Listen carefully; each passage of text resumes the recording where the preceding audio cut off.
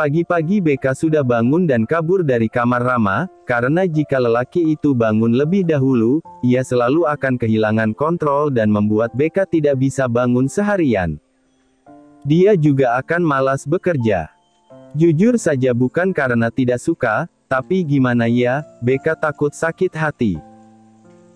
Meskipun Rama sudah berjanji akan lebih membela Beka, bahkan saat berhadapan dengan orang tuanya hari itu juga Rama melakukannya.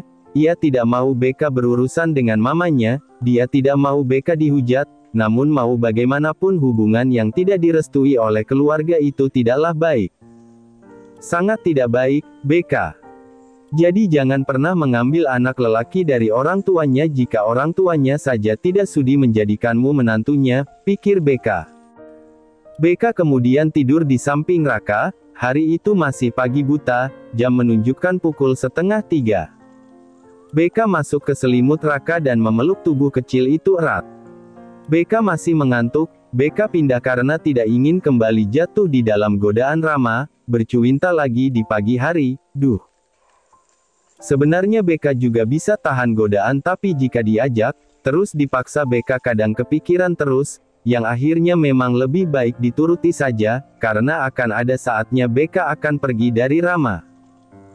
Jika Nyonya Besar benar-benar memohon pada Beka untuk pergi, saat itu juga Beka tidak ada niat untuk bertahan, beda jika tiba-tiba Nyonya Sarah berubah pikiran dan merangkul Beka menjadi menantunya, mungkin Beka akan bertahan. Posisi Beka sudah benar-benar sangat buruk, Beka merebut Tuan Rama dari tunangannya. Beka mau menikah karena Rama menjanjikan perpisahan juga, siapa yang mengira kalau Rama akan mencintai Beka dengan sepenuh hati. Bahkan berani menunjukkannya secara terang-terangan. Beka benar-benar pusing, gadis 24 tahun itu memejamkan matanya dan kembali tidur di samping Raka. Di saat-saat seperti ini, Beka benar-benar takut dengan kelanjutan hubungan mereka. Beka takut diviralkan.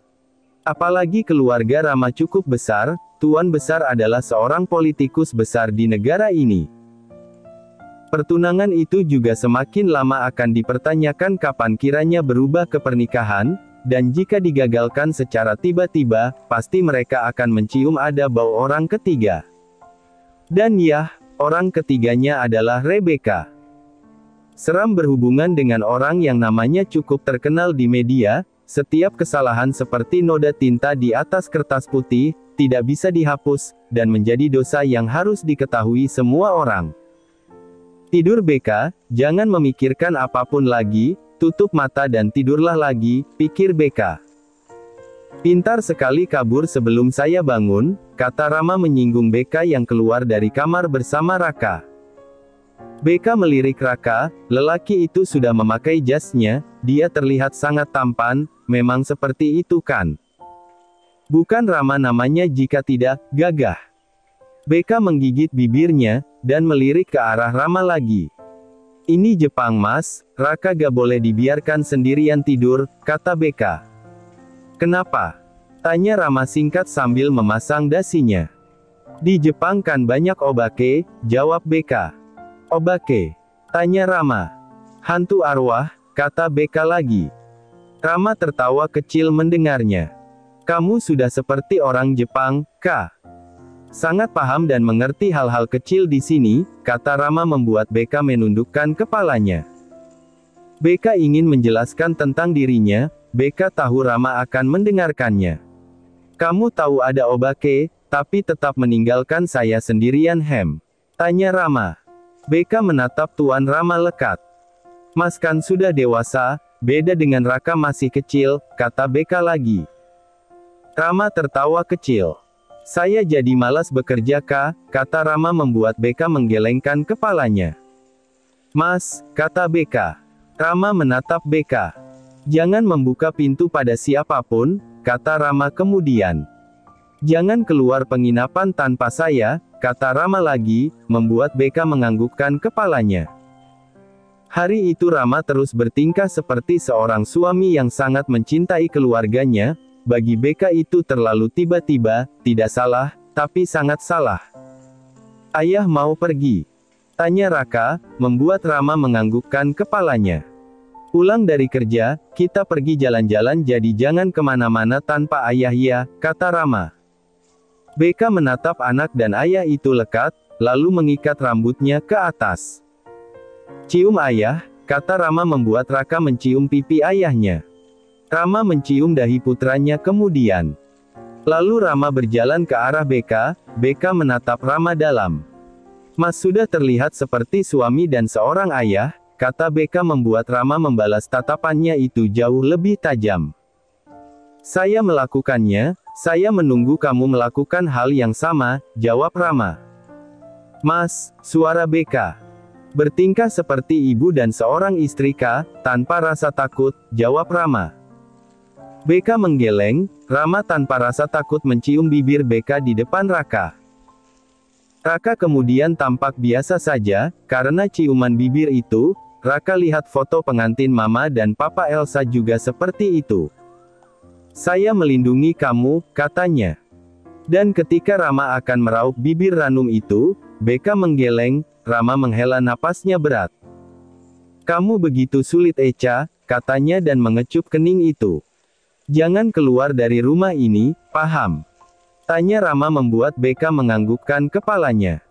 Meskipun Mas menyewa pengawal, tapi tetaplah, untuk terus mengunci rumah, kata Rama membuat Beka diam saja.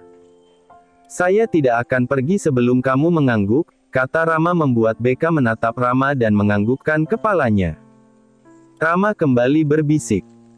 Saya akan bermain dengan kasar kah, jika kamu tidak mendengarkan, kata Rama mengancam membuat Beka menoleh menatap mata hitam pekat itu dalam.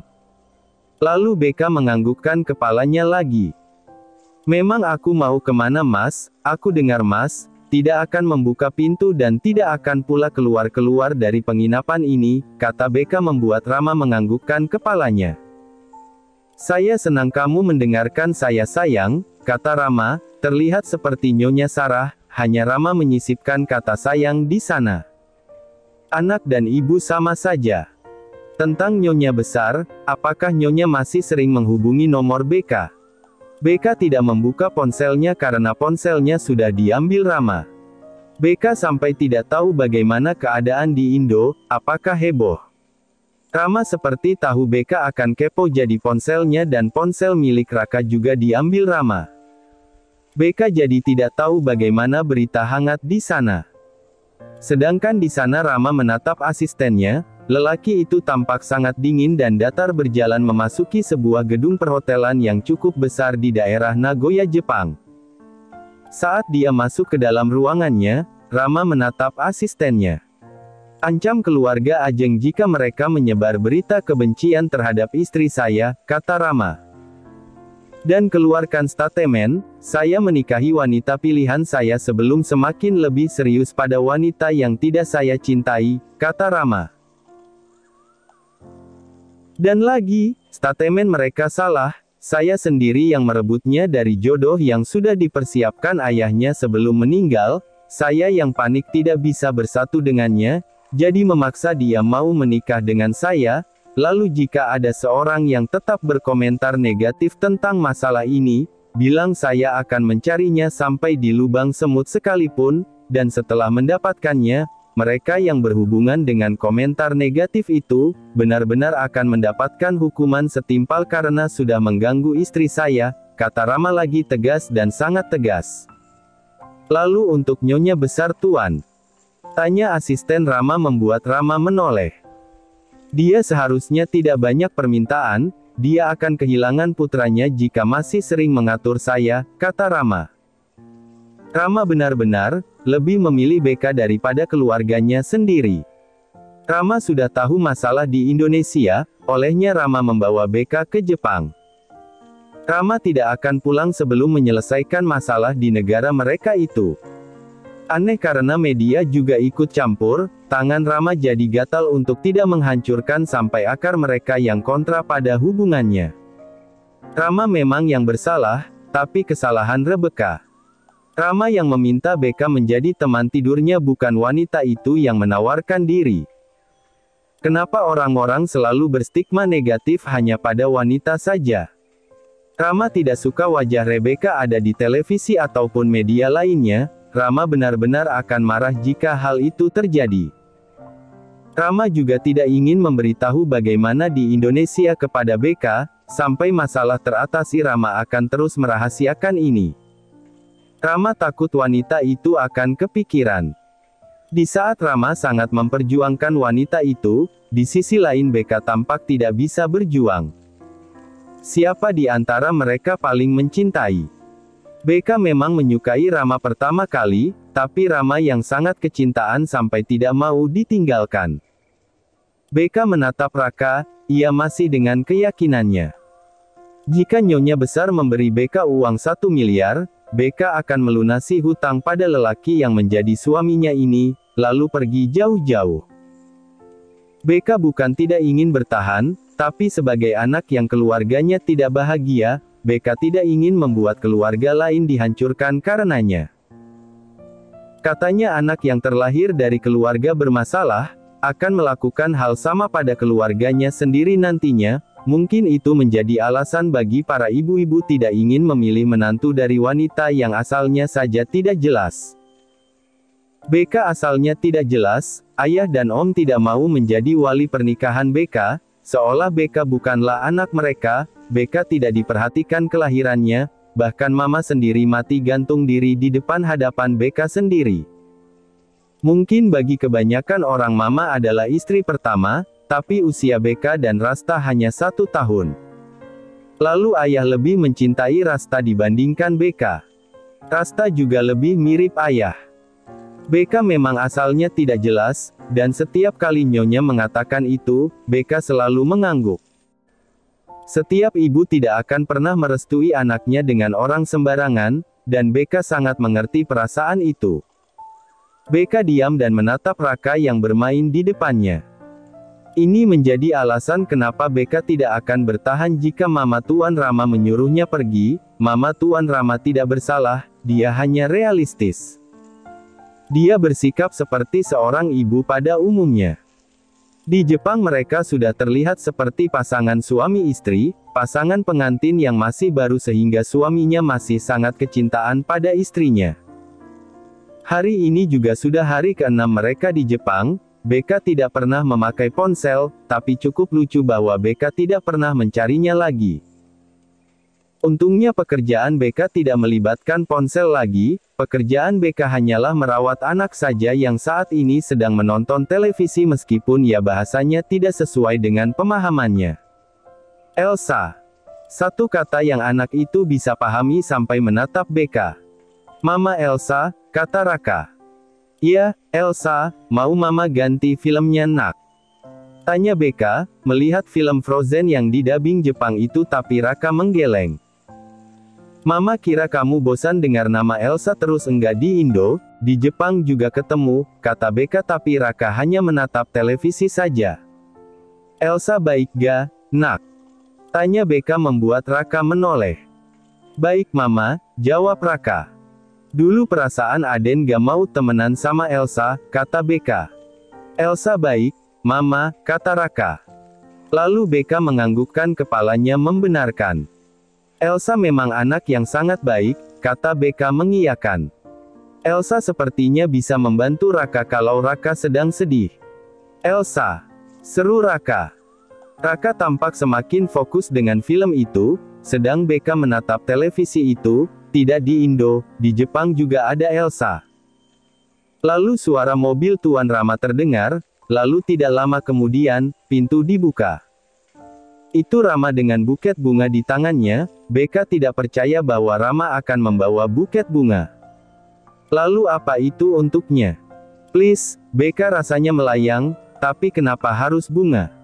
Rama bisa menggantinya dengan uang atau snack. Becca banyak permintaan. Rama sangat tampan dengan penampilannya, rambutnya sedikit berantakan dan mendekat pada Rebecca. Rama mencium dahi putranya lalu kemudian mendekat pada wanita kesayangannya itu, ia memberikan bunga dan memeluk tubuh Becca erat. Becca diam, karena Rama memang sering seperti itu. Becca perlahan di bawah jatuh cinta, tapi ada yang kosong, Becca merasa ada yang kurang, padahal Becca mulai menerima Rama. Apa itu karena restu orang tua? Bukankah itu sudah pasti karena restu keluarga Tuan Rama? Doa mama Tuan Rama terlalu kencang sehingga setiap menit Beka merasa bersalah dan tidak bisa tenang. Mas, kapan kita pulang ke Indo? Tanya Beka membuat Rama menoleh. Kenapa? Tanya Rama. Beka mencebikkan bibirnya, lalu menatap suaminya lekat. Jika pekerjaan Mas sudah selesai, ayo pulang. Ponsel Beka juga dikembalikan.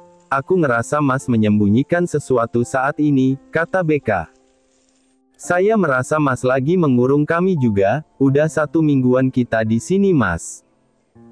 Raka juga perlu bersekolah, kata Beka lagi membuat Rama diam tidak mau bersuara. Kalau pekerjaan di Jepang sudah selesai, ayo pulang Mas, kata Beka. Rama menatap wanita itu. Belum selesai, jawab Rama.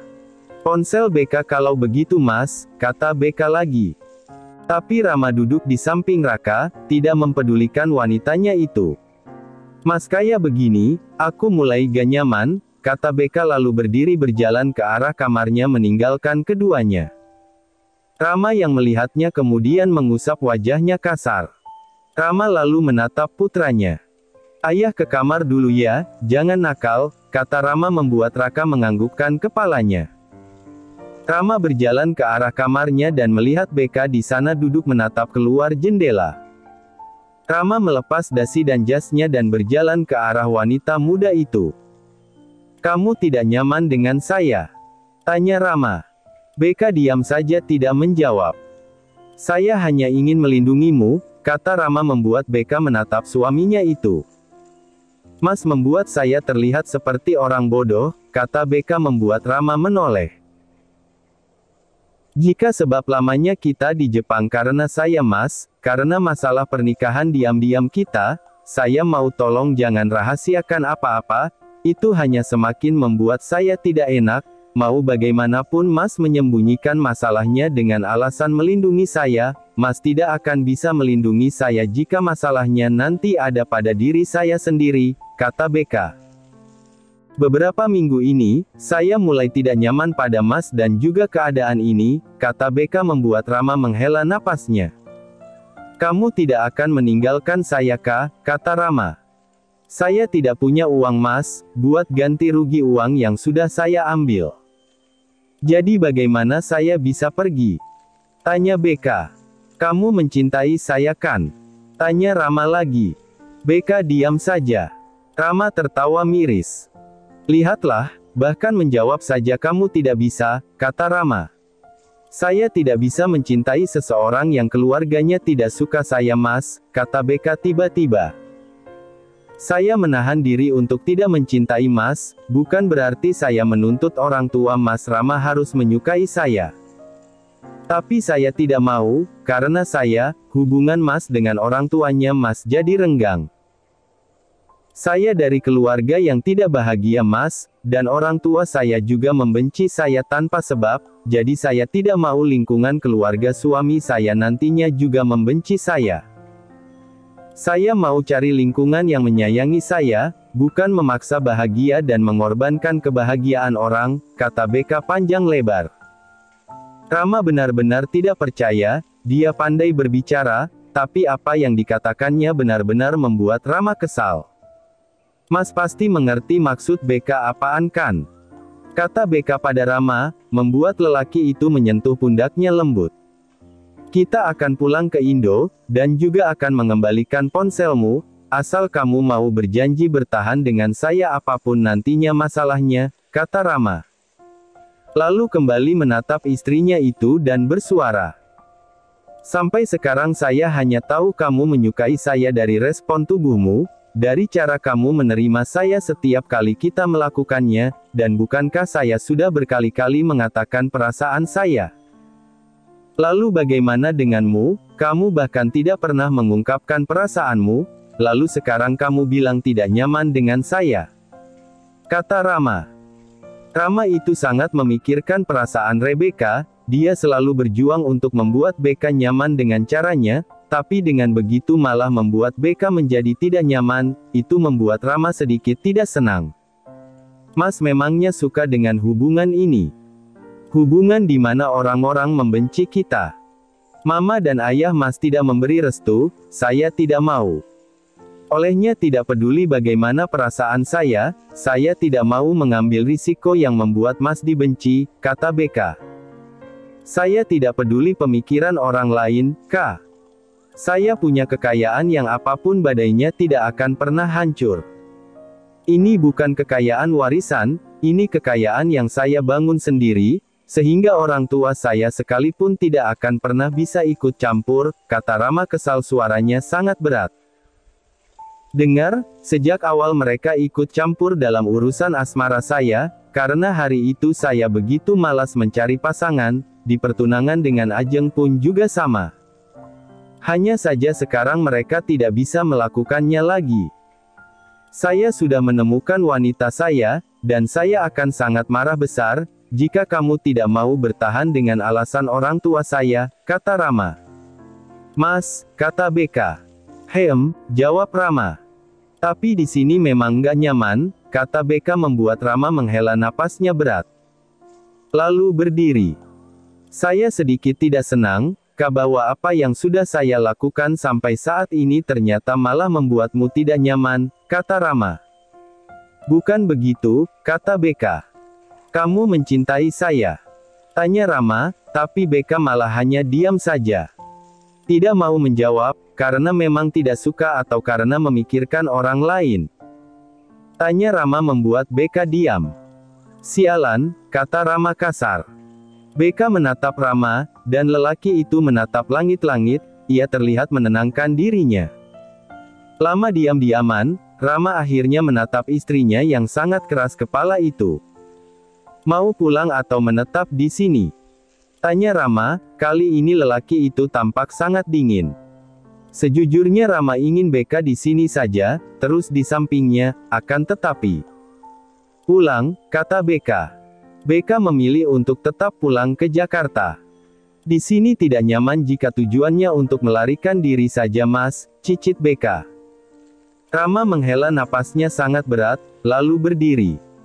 Berkemaslah, kata Rama dingin, dia berlalu tanpa melihat ke arah BK lagi. Karena sepertinya Rama pun sudah kecewa padanya. Terima kasih sudah menonton, guys. Jangan lupa klik like jika kalian menikmati cerita ini, subscribe untuk update konten seru lainnya, dan tinggalkan komentar di bawah tentang apa yang kalian pikirkan atau cerita apa yang ingin kalian dengar selanjutnya. Dukungan kalian sangat berarti. Sampai jumpa di video berikutnya.